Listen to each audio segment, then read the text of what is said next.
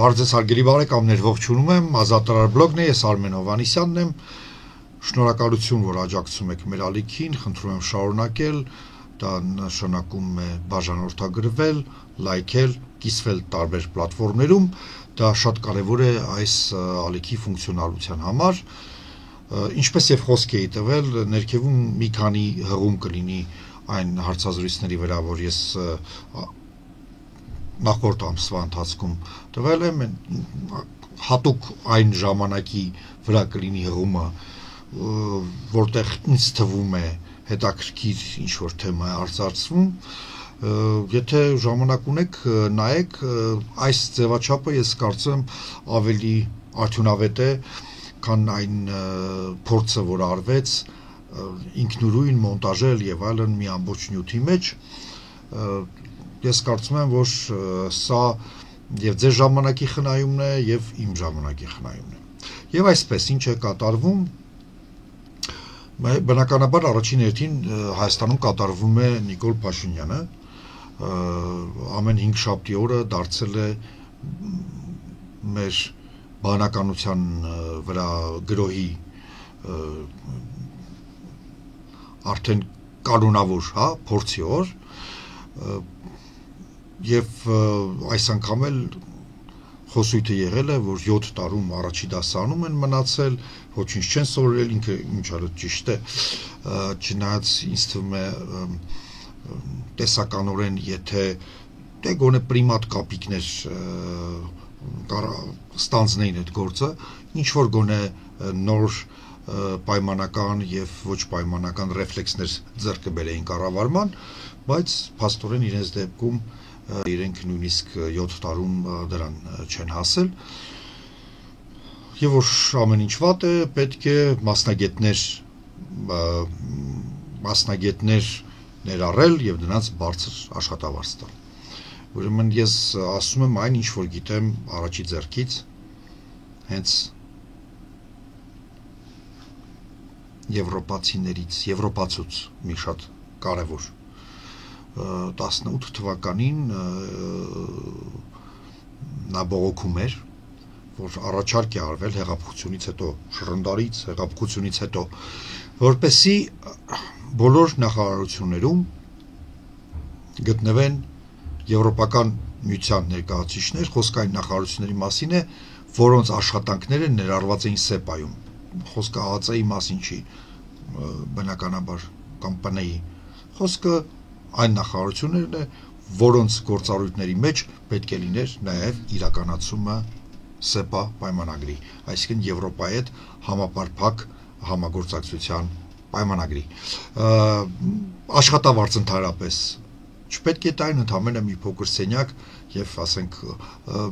կապ ինտերնետի հետ եւ այլն, այդ աշխատանքային պայմաններ, աշխատավարձ չէին տալու, գումար չէին ծախսելու, գալու էին բավական որակյալ մասնագետներ եւ որոնք կօգնեին գոնե այն սխալները, որ արդեն ժողովուրդները տասնամյակներով արել են եւ էֆեկտիվ որոշումներ են գտել թե ինչպես չկրկնել այդ սխալները կամ խուսափել այդ սխալներից, գոնե դրանք չէին անի։ Դրա փոխարեն ասեմ, որ այդ ազնվորությունը շատ կոպիտ եւ առհամարական պատասխաններ ստացել, մենք հեղափոխություն ենք արել, դուք ով եք, գաք մեզ ձեզ սովորացնենք, այն ակնարկով, որ մենք կարող ենք գալ եւ ձեզ սովորեցնել, թե ինչպես է պետք երկիրը կառավարել եւ բարեփոխել, եւ այսօր 7 տարի հետո այս բոլոր առհավիրքներից հետո պատերազմում ջախջախիչ պարտությունից, Արցախի հայաթափումից, բոլոր բարեփոխական ծրագրերի տապալումից, ինստիտուցիոնալ կիսակոլապս վիճակից հետո Փաշինյանը ասում է, որ այ 7 տարի հետո նոր հասկացան, հիմա պետք է մեր գրպանից, այսինքն մենք պետք է աշխատավարձ տանք, հայտնի չի ում բերեն, հայտնի չի ինչ նպատակներով եւ հայտնի չի թե որ երկրներից։ Սա է ինչ պետք է իմանալ իրենց մասին, իրենց գործունեության, իրենց ինտելեկտի, արժեհամակարգի եւ թե ինչքան թանկ է նստում մեր վրա, որքան թանկ է նստում մեր վրա իրենց կառավարումը, թանկ բոլոր իմաստներով։ Սա ընդհանրապես ռեպլիկ էր, ընդհանրապես կարելի է ինչ-որ մի հատ հաղորդաշար սկսել, բայց Աստծո սիրուն ես չդինեմ այդտեղ, որտեղ նյարդային համակարգս գուցե չդիմանա եւ ամեն, ասենք ուրբաթ օրը կամ 5 շաբթի ուշ երեկոյան քննարկել բոլոր այն խորաթափանց մտքերը, որ արտահայտվում են այդ կառավարության նիստի ընթացքում եւ հատկապես արտահայտում է Հայաստանի Հանրապետության վարչապետը։ Ուրեմն, լավ, սա ռեպլիկ էր ընդամենը, անցնենք այլ կարևոր հարցերի, այս անգամ իսկապես կարևոր հարցերի, չնայած որպեսզի այդ կարևոր հարցերը լուծվեն բարենպաստ մեր համար, լավ կառավարումը շատ կարևոր է, այնպես որ երևի թե այն ինչի անդրադարձա, դա էլ է կարևոր։ Զորավարժությունները առաջին հերթին Իրանի հետ նախ լավ է, որ դրանք կայացան, դա նշանակում է, որ Իրանը միանում է այն երկրներին, որոնք համաձայն չեն, որպեսզի Ադրբեջանը հերթական արկածախնդրության գնա եւ փաստորեն Հայաստանի վրա հարձակումով փորձի կարևոր հարցեր լուծել ոչ միայն իր համար, այլ նաեւ իր հետևում կանգնած երկրների եւ ուժերի համար։ Եվ այստեղ Իրանը միայնակ չէ, այստեղ կա Եվրոպան, կարելի է ասել արդեն հստակ ողջ կազմով, ոչ թե Եվրոպական միություն, այլ Եվրոպան ողջ կազմով մինուս թերևս Հունգարիա եւ հնարավոր է ասենք Սերբիա։ Եվ այստեղ կա Միացյալ Նահանգների կամք, որովհետև այստեղ մյուս հարցին եմ անդրադառնում, մյուս իրադարձությանը, այն որ Նովրուզը շնորհավորել են Տրամպի անունից ադմինիստրացիայից եւ այնտեղ նշվում է, որ խաղաղության ջանքերը հաշվի են առնվում եւ ողջունելի են, նկատի ունեն հենց խաղաղության ջանքերը, այսինքն ոչ թե պատերազմի պատրաստությունը։ Իրանցիները շատ իմչալից եւ ճիշտ էր ձևը ընտրված, որ ամեն մեկը անում էր իր տարածքում, որովհետև այսօր, երբ հստակ միտում կա Իրանի դեմ, հայկական զորքի մուտքը Իրան եւ համատեղ գործողությունների առավել եւս հակառակը շատ վատ հետևանքներ կարող է ունենալ, ընտրվել է ամենաօպտիմալ ճանապարհը եւ դա ասում է մի բանի մասին, որ Սյունիքի հարցում եկեք փորձեք ձեր այսպես ասած հաջողությունը, եթե ուզում եք, այսինքն դա պատասխան է սպառնալիքին, ինչպես նաև ցույց է տալիս, որ Իրանը չի հանդուրժի Ադրբեջանի օգտագործումը որպես պլացդարմ ցամաքային հարձակման համար, ոչ թե օդային, այլ ցամաքային հարձակման համար։ Այդ թվում բնական է ողջ Ալիևի հույսը եւ ցանկությունը այդ սոուսի տակ, ինչպես ընդունված է ասել, ներխուժել նաեւ Հայաստան Սյունիք։ Սա հստակ պատասխան էր Իրանից եւ սա այն դեպքն է, որ որևէ մի երկիր, թերևս բացի Իսրայելից, երևի Պակիստանից, իրեն դրա համար չեն քննադատի։ Իմ չարս Պակիստանն էլ երևի չի քննադատի, որովհետև կա մեկ հարց, որում Պակիստանը չի կարող Ադրբեջանի իր դաշնակից երկրի հետ լինի նույն կարծիքին։ Դա Իսրայելի աջակցությունն է, որովհետև Պակիստանի ժողովուրդը պարզապես նմանատիպ կառավարությանը կթաղի, եթե որևէ կառավարություն հանկարծ սկսի բացահայտ կերպով աջակցել Իսրայելին ինչ-որ գործողություններում։ Սա լավ քայլ է, ճիշտ քայլ է եւ ցույց է տալիս, որ Ալիևի հաշվարկը եթե նույնիսկ սխալ չէ, գուցե ռազմավարական առումով ճիշտ հաշվարկ է, բայց այսօր դեռ իրականանալի չի։ Ի տարբերություն 20 թվականի, երբ բոլոր այդ հանգամանքները համընկան մի կետում եւ Ադրբեջանը այն օգտագործեց։ Հիմա շատ կարևոր իհարկե պահ է, որքան է մոտ պատերազմի Իրանի հետ, որքան է այն իրական։ Միացյալ Նահանգները հայտարարել են, որ սկսել են բանակցությունները սկսելուց առաջ Թրամփը մի թեթև, որքան նա իրեն կարող է դա թույլ տալ, մատ թափ տվեց Իսրայելի վրա, որովհետև Նետանյահուի այդ թևի տեսակետից Իսրայելի հետ ոչ մի բանակցություն, ոչ մի գործարք, կներեք Իրանի հետ, և Իրանը պետք է տապալվի, բառի բուն իմաստով, և այդ խմբավորման ամերիկյան թևը և Նետանյահուի կառավարությունը դեմոնստրատիվ պետք է թույլ չտային, կանխեին այդ բանակցությունների սկիզբը։ Դրա համար Թրամփը պետք է մատ ցույց տա, մատ թափ տա, ասի դուք խելոք մնացեք, բայց եւ հաջորդ օրը հայտարարի, որ գիտեք ինչ, եթե Իրանը կոնստրուկտիվ չեղավ, իհարկե մենք խփենք, որպեսզի այդ մատ թափ տալը չընկալվի որպես դավաճանություն կամ որպես Իսրայելի շահերի անտեսում։ Ճիշտ ասած, ես մի քիչ հոռետես եմ այդ բանակցությունների հետ կապված եւ այստեղ կա երկու գործոն։ Մեկը, որ Միացյալ Նահանգներում եւ Իսրայելում այսօր իշխանության են այն ուժերը, որոնք բոլոր դեպքերում ուզում են Իրանի տապալումը։ Եվ եթե հնարավորություն կա հրահարել կոնֆլիկտ, իրենք կանեն։ Եվ երկրորդը դա Իրանի ղեկավարությունն է, որտեղ այսպես ասենք ուլտրաօրթոդոքս, ուլտրապահպանողական այդ կղերը եւ կղերը սպասարկող այդ քաղաքական ռազմական ուժերը իրենք փաստորեն այնքան են դոգմատիկ ընկալում այդ ամեն ինչը, որ որևէ զիջման կարող է պատրաստ չլինեն։ Ընդհանրապես ես միշտ ասել եմ, որ որքան էլ հարգանքով են վերաբերվում մեր հարևաններին, մեր բարեդրացիական հարաբերությունները կարևորում եմ, չեմ կարող չասել, որ բավական է, որ Իրանը գոնե տեսականորեն ճանաչեր Իսրայել պետության գոյության իրավունքը, նույնիսկ չճանաչեր որպես պետություն, դիվանագիտական հարաբերություններ չհաստատվեին, նույնիսկ դե ֆակտո չճանաչեր, տեսականորեն ճանաչեր, որ այո, Իսրայել պետություն ինչ-ինչ պայմաններում կարող է գոյություն ունենալ, ապա շատ բան կփոխվեր արդեն,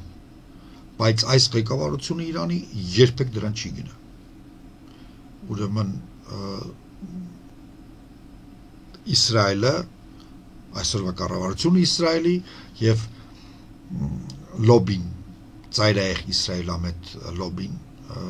Ամերիկայում ամեն ինչ անելու են, որպեսզի Իրանի ռեժիմը տապալվի, ընդհուպ մինչև ուղղակի պատերազմական գործողություններ ցամաքային։ Դա իհարկե վերջին պատասխանն է, վերջի քայլն է, բայց դա էլ կարող է լինել։ Եվ դրա վրա էլ հույս դնում Ալիևը դրա վրա է հույս դնում, որ այդտեղ իր գինը կերապատկվի։ Թե չէ ամեն ինչ վատ է։ Թրամփը դեռ չի բավարարում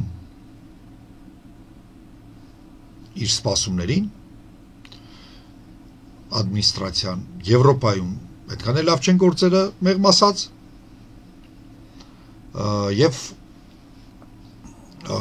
նավթի գինն ենք նու։ Եվ այդ առումով այսօր իհարկե Ադրբեջանը այսպես խոցելու վիճակում է, ինքը հույս ունի, որ պատերազմը բերելու է միջարուց նավթի գնի կտրուկ աճի, բնական է, որովհետև Իրանն հնարավորություն չի ունենա գոնե ինչ-որ մի շրջան նավթ վաճառել, նշանակում է գները աշխարհում կբարձրանան, օգուտ Հայաստանի հարցը լուծել վերջնականորեն կամ գրեթե վերջնականորեն օգուտ եւ Միացյալ Նահանգների եւ Իսրայելի պաշտոնական ֆորպոստ դառնալ Հարավային Կովկասում, օգուտ եւ այլն։ Իր պատկերացմամբ դա աստեղային ժամն է Ադրբեջանի։ Ինձ շատ են ասում են իսկ հաշվի չես առնում արդյոք որ բազում ադրբեջանցիներ կզոհվեն, տարածքներ գուցե կամայանան, մեծ հարված կլինի, միթե դուք կարծում եք, որ Ալիևի համար ադրբեջանցու հազարավոր, տասնյակ հազարավոր ադրբեջանցիների կյանքը ինչ որ արժեք է ներկայացնում։ Ակնհայտ է, որ չէ։ Այնպես որ միանգամայն հասկանալի է իր այդ միտումը։ Մեծ առումով փաստորեն Ալիև Փաշաևները դառնալու են ըստ իրեն միապետներ։ Պաշտոնականացված այդ տոհմերը իրար հետ հարազատ դարձած տոհմերը կառավարելու են այսուհետ Ադրբեջանը դարերով։ Ինքը այդպես է պատկերացնում Ադրբեջանի ապագան եւ Ադրբեջանը, դե ճիշտ ասած Ադրբեջան պետություն երբեք չի եղել, այն մասում է որ եղել է գոնե պաշտոնապես եւ 18 թվականից այս կողմ եւ սովետական Ադրբեջանը եւ անկախ Ադրբեջանը հանրապետություններ են եղել, բայց դրանից առաջ երբեք այդ ինչպես ասեմ, այդ խանական կառավարումը լավ ավելի ամփոփ փորձեմ ներկայացնել, շատ ավելի իրենց հասկանալի եւ ծանոթ է եւ ընդհանրապես իրենց ազգային բնավորությունը եւ բովանդակությունը իրենց մշակույթի ավելի լավ է արտահայտում։ Սա Ալիևը ինձ թվում է Ադրբեջանի հանրապետությունը ընկալում է որպես թյուրիմացություն, որպես ժամանակավոր հանգրվան այս ամեն ինչում ժամանակավոր հանգրվան դեպի միապետական Ադրբեջանը, որտեղ իր տոհմը փաստորեն միանձնյա կառավարելու է եւ իր սերունդները միանձնյա կառավարելու են Ադրբեջանը։ Իհարկե շատ կարևոր բաներ են կատարվում Ուկրաինայի շուրջ։ Անցյալ թողարկման ժամանակ ես եւ Կարենը խոսեցինք Կրիվիռիում այդ երեխաների սպանության, այդ ահաբեկչական ակտի մասին եւ հիմա Ստամբուլում բանակցություններ են շատ ցածր մակարդակով։ Ես նկատի ունեմ այն պատասխանատուները, որոնք մասնակցում են բանակցություններին, իրենց դիրքը, իրենց երկրում շատ ցածր է, դրանք բաներ են միջին օղակի բյուրոկրատներ են ընդամենը։ Դրանք նույնիսկ ինչ-որ քաղաքական կշռք չունեցող եւ դիվանագիտական կշռք չունեցող մարդիկ են։ Դա ցույց է տալիս այդ բանակցությունների տեխնիկական բնույթը։ Ինչու եմ դրանում նաեւ համոզված, որ Թրամփը չի կարող ասել, որ տապալված են եւ այն փորձերը Ռուսաստանի հետ մերձենալ կանգնելու են եւ այլն։ Դա չի կարող ցույց տալ, ինքը պետք է ցույց տա, որ ամեն ինչ նորմալ է, Ռուսաստանի հետ լեզու են գտել, մնում է Ուկրաինային համոզել եւ այլն, այսինքն իր գծի մեջ մնալ։ Դրա համար ինչ որ գործընթաց պետք է գրա, բայց գործընթացի մակարդակը եւ այդ գործընթացի զուգահեռ ահաբեկչական գործունեությունը Ռուսաստանի եւ ուկրաինական բանակի գործողությունները Ռուսաստանի դեմ ցույց են տալիս, որ ամեն ինչ այդքան էլ ցնցող եւ հոյակապ չէ, ինչպես կուզեր Թրամփը ներկայացնել։ Ինչ է ուզում Ռուսաստանը? Ռուսաստանը այո ուզում է զինադադար, օրինականացում զավթումների, սանկցիաների չեղարկում, ուժերի վերականգնում եւ նոր հարձակում։ Սա է ուզում Ռուսաստանը։ Ըստ որում այդ նոր հարձակումը պարտադիր չէ, որ լինի հենց Ուկրաինայում, հենց այդ ուղղություններով, որ հիմա գնում են ռազմական գործողությունները։ Դա կարող է լինել հիբրիդ կամ ուղղակի ոչ հիբրիդ հարձակում հենց Եվրոպայի վրա, ՆԱՏՕ-ի վրա։ Վատթարացնելով հարաբերությունները Եվրոպայի հետ, Տրամպը ցույց տվեց Պուտինին գործողությունների ուղղություն։ այդպես երբ որ Մյունխենում Հիտլերի հետ պայմանագիր էին կնքում եւ փորձում էին իրեն այսպես հանդարտեցնել զիջվելով, ապա հստակ ակնարկ էր, որ անցայրած իր սովետական միությունը, սովետական Ռուսաստանը, այսպես ասած, հարցակվի այնտեղ ինչ ուզում ես արա, Եվրոպայում այսքան է բավարար է, այստեղ էլ ավելի ստանալիք չունես, Հիտլերը այլ կերպ որոշեց եւ պայմանավորվեց Ստալինի հետ եւ այլն, մնացածը մենք գիտենք։ Հիմա Թրամփը փորձում է ուղղություն ցույց տալ Պուտինին գործունեության, իր համար Եվրոպական միությունը լուրջ խնդիր է նաեւ տնտեսության տեսակետից, որովհետեւ այն ամերիկյան տնտեսության դերի եւ ամերիկա պետության դերի իջեցումը, որը ակնհայտորեն բերելու են իր այսպես կոչված բարեփոխումները, կբերի նրան, որ Եվրոպան Եվրոպական միությունը առավել եւս Նորվեգիայով, Մեծ Բրիտանիայով եւ բրիտանական համագործակցությունն էլ հետևում, այսինքն Կանադա, Ավստրալիա, Նոր Զելանդիա եւ այլն,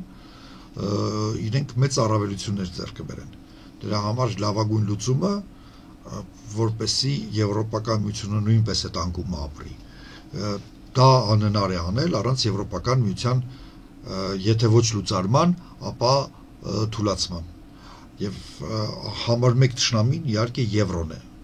որովհետև միասնական տարադրամը եվրոպական ակնհայտ կարող է առավելություններ ստանալ դոլարի նկատմամբ։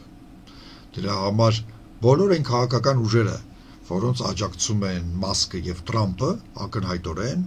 հանդես են գալիս միասնական տարադրամի դեմ։ Կներեք, այսինքն եվրո չի լինի, իսկ առանձին մարկային, առանձին ֆրանկին, առանձին լիրային, առանձին ֆունտ ստերլինգին դոլարը կարող է, այսպես ասած, մրցակցության մեջ հաղթել։ Եվ դրա համար է, որ Թրամփը ակնարկում է փաստորեն Պուտինին, որ իր գիշատիչի եւ մարդակերի տաղանդները կարելի է նաեւ կիրառել այդ ուղղությամբ։ Եվ Պուտինը, ինչպես բոլորս հասկանում ենք, հեչել դեմ չի։ Այդ է հիմա, որ ստիպում է Եվրոպային դառնալ ռազմաքաղաքական կարևորագույն միավոր։ Ինչը մենք տեսնում ենք մեր աչքի առաջ, հիմնական հարցերում կա կոնսենսուս, հանած Հունգարիան, կոնսենսուս -1, ըստ որում այդ կոնսենսուսին մասնակցում են նաև անդադ կրկնում են, բայց դա շատ կարևոր է Մեծ Բրիտանիան իր բոլոր հնարավորություններով, ռեսուրսներով, միջուկային Մեծ Բրիտանիան, եւ Նորվեգիան իր ահռելի ֆինանսական ռեսուրսներով, կուտակումներով, որ եղել են նավթի, գազի այդ վաճառքի հաշվին։ Այսինքն այստեղ համերաշխություն է, կա մի դիսիդենտ, այսպես ասած, որը դիսիդենտությունը սարքել է փեշակ, շատ պարզ ասած փող է աշխատում Հունգարիան դրա վրա, իրենց ցանկացած վետոն հանելու պրոցեդուրան վաճառում են Եվրոպայի վրա տասնյակ միլիարդավոր եվրոներով։ Եվ սա պարզապես այդ կերպարը թվում է շատ հետաքրքիր, ուրույն, ինքնուրույն, բայց իրականում դա դարձել է բիզնես։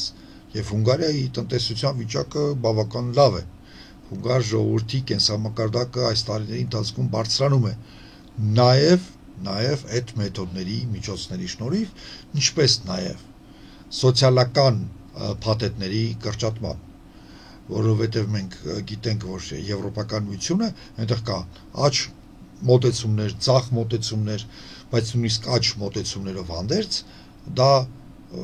բարձր սոցիալական կարգավիճակ ունեցող երկրներ են, որոնք իրենց քաղաքացիների նկատմամբ շատ մեծ սոցիալական պարտավորություններ են կրում։ Կրթություն, առողջապահություն, հանգիստ, հանգստի իրավունք, ճանապարհորդելու իրավունք եւ այլն եւ այլն եւ այլն։ Եվ Հունգարիան ամենացածր տեղերից մեկն է այդ ամեն ինչով Օրբանը հայտարարում է, որ welfare state-ի փոխարեն այն ինչ որ մենք անվանում ենք սոցիալական պետություն, անգլոսաքսոն երկրներում անվանում են բարեկեցության երկիր, մենք ասում ենք սոցիալական երկիր, ուրեմն welfare state-ի փոխարեն իրենք սարքում են worker-fare երկիր, այսինքն որտեղ աշխատում ես, ուտում ես, չես աշխատում, չես ուտում, այսինքն չկան սոցիալական երաշխիքները շատ ցածր են, դա նույնպես օգնում է հունգարական բիզնեսին, տնտեսությանը լինել ավելի էֆեկտիվ որոշ հարցերում։ Եվ հիմա հունգարացիներին չեզոքացնում են հունգարացիներին, առաջին լուծումը, որով կար, որ կարելի է որոշումներ ընդունել ոչ թե Եվրոպական միության անունից, այլ 26 երկրների։ Այսինքն 26 երկրներ Եվրոպական միության հավաքվել են եւ որպես երկրներ, սուվերեն երկրներ, ՄԱԿ-ի անդամ, ընդունել են այսպեսի որոշում, համաձայնության են եկել։ Հունգարիան այդտեղ չկա, իրեն չեն հրավիրել, կարող են 26 երկրները Հունգարիային չհրավիրել, պարտադիր չի, այդպեսի պարտավորություն չկա, որ իրենց հրավիրել։ Երկրորդ տարբերակը դա ուղղակիորեն ձայնի սահմանափակումն է Հունգարիայի, կապված որոշ տնտեսական, ֆինանսական եւ ոչ տնտեսական, ֆինանսական, օրինակ մարդու իրավունքների հետ կապված պարտավորությունների չկատարման հետ։ Այսինքն պատժել Հունգարիային, զրկել ձայնից։ Ինչ որ ժամանակ դա հնարավորություն կտա այդ երկրներին ընդունել կարևոր որոշումներ։ Ուկրաինայի հետ կապված ինքնուրույնության, ռազմական պոտենցիալի միավորման եւ ընդլայնման զարգացման մասին որոշումներ։ Եվ այստեղ արդեն ակնհայտ ասվում է, որ Հունգարիան չպետք է միջամտի Եվրոպայի գործերին, որովհետև իր դիրքորոշումը ակնհայտորեն բխում է Եվրոպական միության թշնամիների շահերից, ինչպեսին են Ռուսաստանի Դաշնությունը, Չինաստանը, ինչ-որ չափով Թուրքիան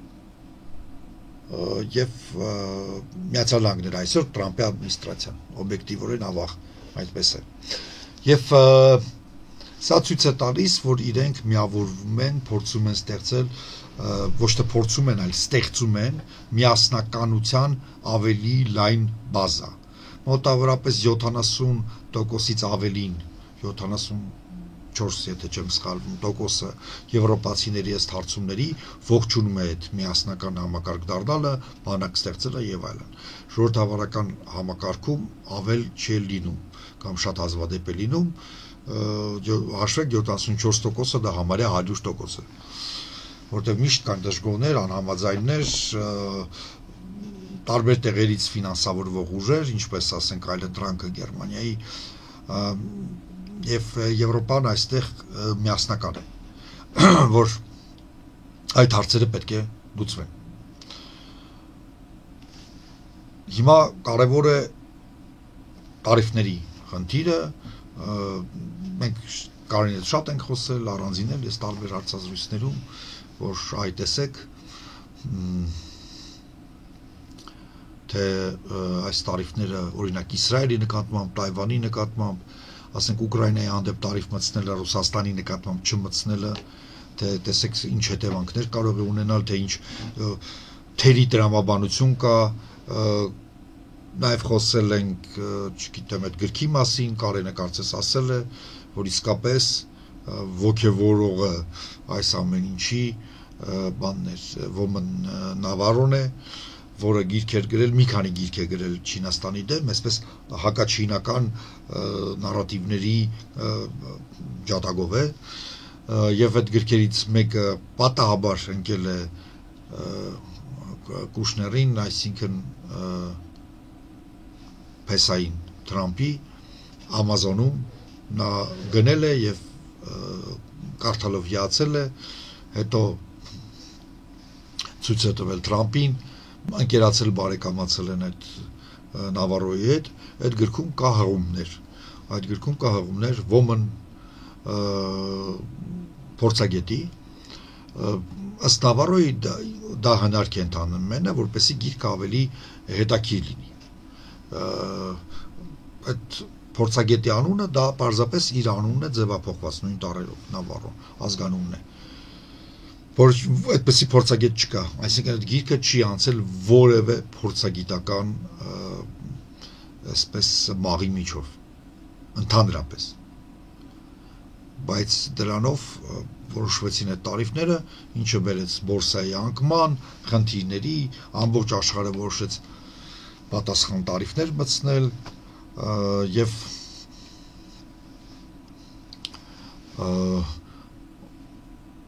Թրամփը ստիպված էր դրանք սառեցնել, բացի Չինաստանից, այնտեղ արդեն 120 քանի տոկոս է եւ այլն, ֆանտաստիկ, բայց Չինաստանը նույնպես պատրաստ է մասնակցել այդ պատերազմին։ Չինաստանը բանային է, որ ամերիկացի ժողովուրդը Չինաստանը համարում է լեգիտիմ թիրախ, իսկ օրինակ Ֆրանսիան կամ Գերմանիան կամ Կանադան լեգիտիմ թիրախ չի համարում եւ դրա հետ նույնպես պետք է հաշվի նստել։ Բորսան մի քիչ արդեն բարձրացավ, միլիարդատերները էլ ավելի հարուստ դարձան, դրանց առաջ գումարներ էին կորցրել, բայց ինչն է հետաքրքիր, որ այստեղ արդեն հերթական քրեական գործի հոտն է գալիս, որովհետև Ամերիկայի Միացյալ Նահանգներում այսպես կոչված inside trading-ը, այսինքն ներքին կարգով ինֆորմացիա ունենալը եւ դա օգտագործել բորսայում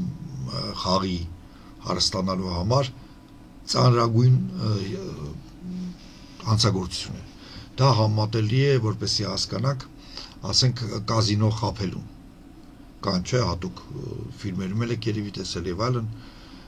մարդիկ, որոնք որպես կանոն խմբավորված, որտեղ դա բարդ բան է,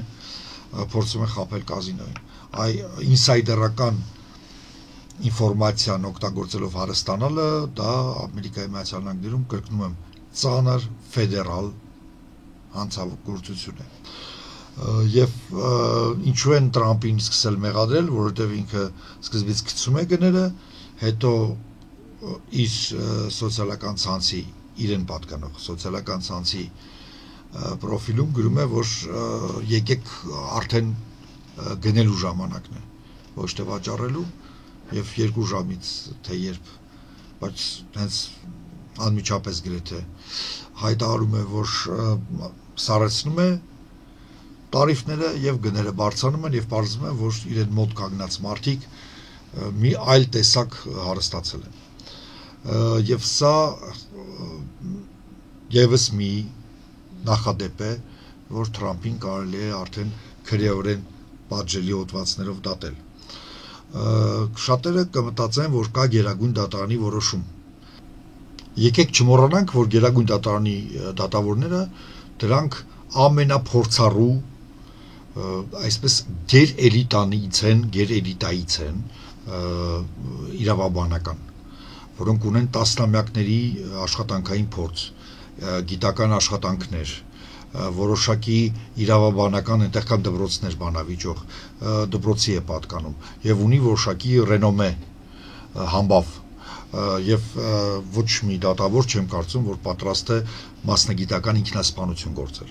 Այնպես որ այդ որոշումները շատ չափաձևած են։ Եթե նույնիսկ ավելի շուտ միտված են աջակցելու Թրամփին։ Երկու օրինակ։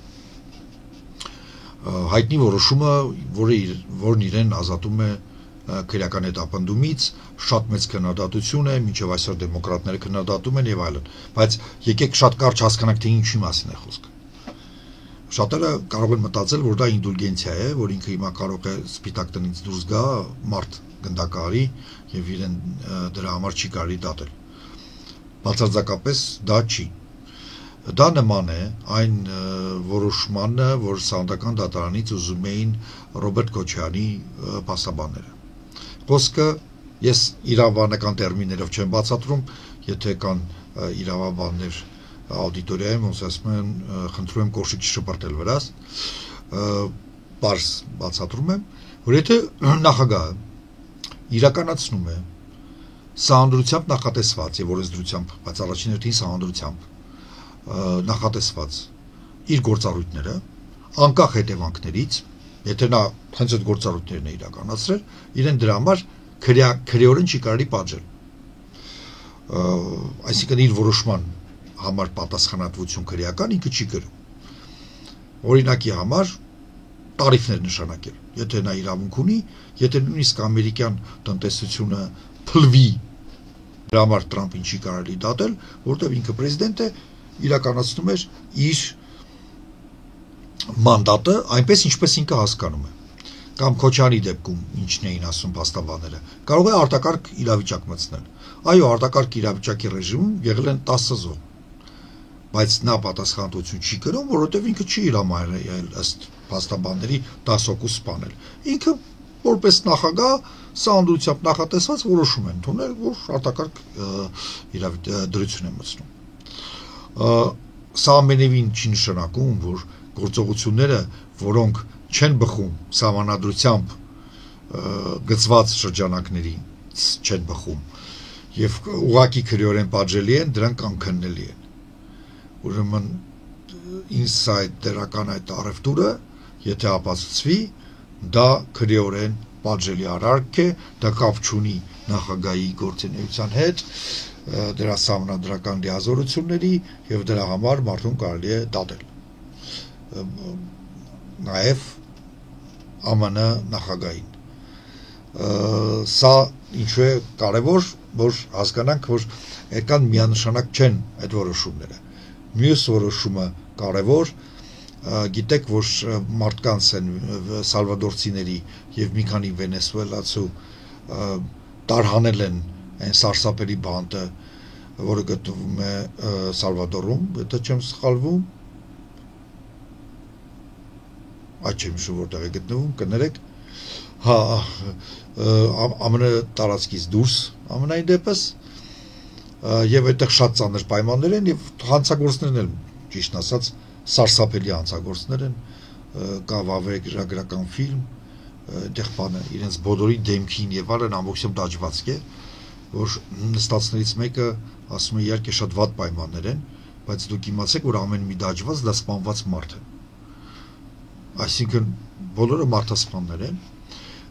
Դատավորը ֆեդերալ կանգնեցրել էր այդ որոշումը վենեսուելցիների մի քանի հոգու վերաբերյալ։ Հիմա Գերագույն դատարանը կարծես ընդունել է պրոտրամպյան որոշում, որ այո, այդ ակտը 1798 թվականի դրա վրա կարելի է հեղում անել եւ մարդկանց տարհանել որոշակի պայմաններով։ Բայց եւ դրա համար այդ տարհանվածների փաստաբանները շատ ուրախ երջանիկ դուրս էին գալիս այդ շենքից։ Բայց եւ նրան պետք է նախապես պաշտոնապես զգուշացնել գրավոր եւ տալ խելամիտ ժամանակ, որպեսզի ինքը կարողանա իրավական գործողություններ ձեռնարկել, իրեն պաշտպանել, օրինակ բողոքարկել։ Օրինակ բողոքարկել։ Կամ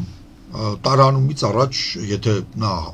չի կարող չուզում բողոքարկի, ինքը կարող է իր ընտանիքի հետ կապված ինչ-որ կարևոր գործեր հասցնել, վերջացնել եւ այլն։ Իսկ ինչ-որ ժամանակ պետք է տրվի։ Ինչու էին ուրախ փաստաբանները, որտեղ նրանց ոչ մի ժամանակ չէր տրվել վենեսուելցիներին, պարզապես կարելի ասել բռնել ու ուղարկել էին, իսկ դա նշանակում է, որ իրենք կարող են բողոքարկել, արդեն ունեն Գերագույն դատարանի որոշում եւ շանս կա հաղթելու այդ դատը բոլոր դեպքերում։ Այսինքն խաղը շարունակվում է, խաղը չի փակվել հօգուտ Թրամփի ադմինիստրացիայի։ Եվ ինչ եմ ես ամեն ինչ ասում, եթե ապացուցվի, որ ինսայդերական առևտուրը տեղի է ունեցել, ապա դա ծանր հանցագործություն է Միացյալ Նահանգներում, դրա համար մարդիկ կարելի ասել կյանքի մի զգալի մասը անցկացնում են բանտում։ Մասկը նույնպես իմիջիալից քննադատել է Տրամփին, Նավարոյին, անվանել է նրան moron, չգիտեմ ինչպես թարգմանել, տականք։ Նավարոն պատասխանել է եւ այլն, այսպես թեժանում են, որովհետեւ ընդհանրապես շատ հետաքրքիր բան կա, որ հանրապետականները վերջի շրջանում ընդհանրապես միշտ ավելի շատ հակված են եղել դեպի free trade-ը, այսինքն ցածր տարիֆներ, եթե հնարավոր է նույնիսկ զրոյական, իսկ դեմոկրատները ավելի պրոտեկցիոնիստ են եղել տարիֆների կողմնակից, հիմա դերով փոխվում են Թրամփի ադմինիստրացիան գեր պրոտեկցիոնիստական քաղաքականություն է վարում, գերակայված, այդպեսի բան չի եղել, նույնիսկ այն 19-րդ դարում այդ աստիճան չի եղել, իսկ դեմոկրատները եւ հանրապետականների այն հանրապետականների, որոնք չեն հասցրել մի օրում դառնալ գաղափարական տրամպիստներ, այլ մնացել են իրենց համոզմունքներին,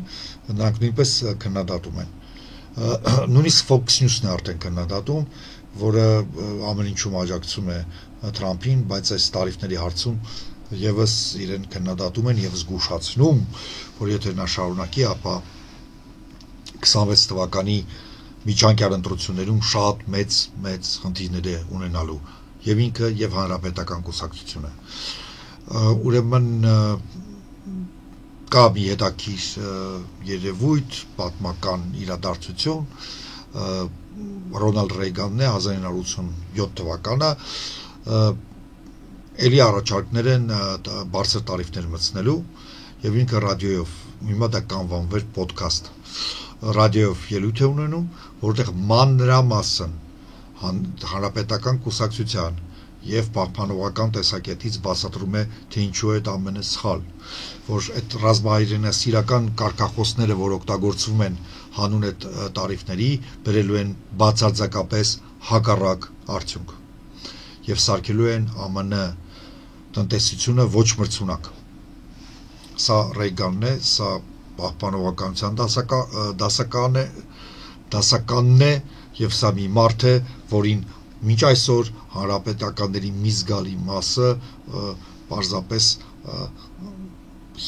հիացմունք են հայտնում եւ ոնց որ մեր մոտ են ասում անունով երդվում են Ռեյգանի, սա Ռոնալդ Ռեյգանն է, ինչալոց այդ ելույթը կա YouTube-ում, կարող եք գտնել եւ նայել, թե ինչպիսի փաստարկներ են հավերում, որ այդ տարիֆները այդ աստիճան չի կարելի։ Հիմա կարելի է ասել, որ Եվրոպան էլ է սառեցնում 90 օրով, բայց նյարդերի պայքար է գնալու, թե ում նյարդերը չեն դիմանա, ով կգնա զիջումների։ Թրամփը իհարկե իր քաղաքացիներին պատմում է, թե բոլորը վախեցել են, բառեր չօգտագործեմ, թե ինչ են արել, բոլորը գալիս իր տարբեր տեղերն են համբուրում, դրա համար է այս ամեն ինչը, բայց մենք բոլորս հասկանում ենք, որ Թրամփի սպეციფიկ ընտրող կա, որի հետ այլ կերպ խոսել չի լինի, նա միշտ պետք է հաղթի, նա բոլորին պետք է ծնկի իջեցնի, Ամերիկան ամեն ինչից վեր է, բոլորը պետք է Ամերիկայից վախենան եւ այլն։ Եվ ինքը այդ զանգվածի համար այդ կերպարը պահում է, բայց իրականում շատ լուրջ խնդիրների առաջ է կանգնած Միացյալ Նահանգները, կանգնած են թե ներքին, թե արտաքին այս քաղաքականության շնորհիվ։ Այսքանը, չեմ ուզում ավելի շատ թեմաների անդրադառնալ, որովհետև ես ու Կարենը երկու օրից կարծում եմ կխոսենք այն ամենի մասին, ինչ այսօր չենք քննարկել։ Շնորհակալություն աջակցության համար, նորից խնդրում եմ լայքել, տարածել, դնել տարբեր պլատֆորմներում, այսինքն կիսվել տարբեր պլատֆորմներում, ձեր աջակցությունը շատ կարևոր է, ներքևում կլինեն նաև հղումներ, ճիշտ ժամանակահատվածը ընտրած, անցյալ ամսվա իմ հարցազրույցներից ինչ-որ մի որոշին, դրանք շատ են եղել։ Մինչ հանդիպում, շնորհակալություն։